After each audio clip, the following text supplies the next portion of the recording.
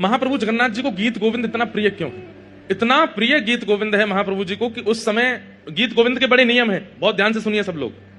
जो भी कोई गीत गोविंद का एक सर्ग का भी पाठ करते हैं उनको बहुत ध्यान धरना चाहिए कि आप किस स्थान पर बैठकर के गीत गोविंद बोल रहे हैं। क्योंकि श्री नाभाजी महाराज भक्तमाल जी में कहते हैं, ता सुनवे राधा रमण अवश्य पधारे।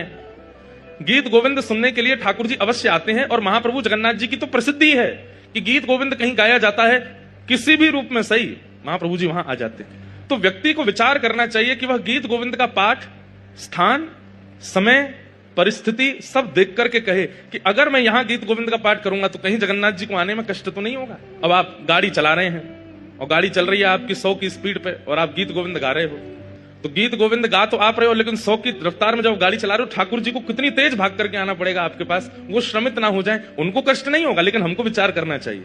आप किसी ऐसे स्थान पर बैठे हैं जहां पवित्री नहीं है, शुद्धता नहीं है, बिल्कुल गंदगी पड़ी हुई है और आपके गीत गोविंद चल रहे हैं, तो महाप्रभु जी को वहां आना पड़ेगा। उसका विचार कीजिए। कभी भी गीत गोविंद कर सकते हैं, लेकिन थोड़ा प्रयास करके आसपास देख लीजिए कि महाप्रभु जगन्नाथ जी अगर आएंगे तो उनको कोई कष्ट तो नहीं होगा, तभी गीत गोविंद गाइए। अगर आप गा देते हैं तो उसमें पाप कोई नहीं है, लेकिन एक प्रेमी का स्वभाव होता है कि वो अपने प्रियतम को कष्ट नहीं देना चाहता।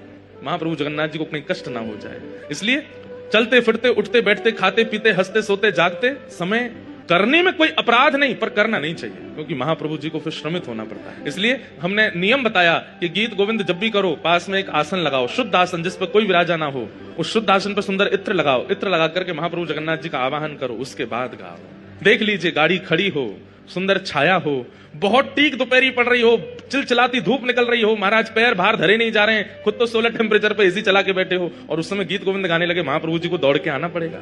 उनको धूप में वो विचार नहीं करेंगे कि धूप है, ताप है, आंधी तूफान बारिश क्या है, वो तो आ ही जाएंगे। इसलिए इन सब भावों का विचार करते हुए ही गीत गोविंद का पाठ करना चाहिए।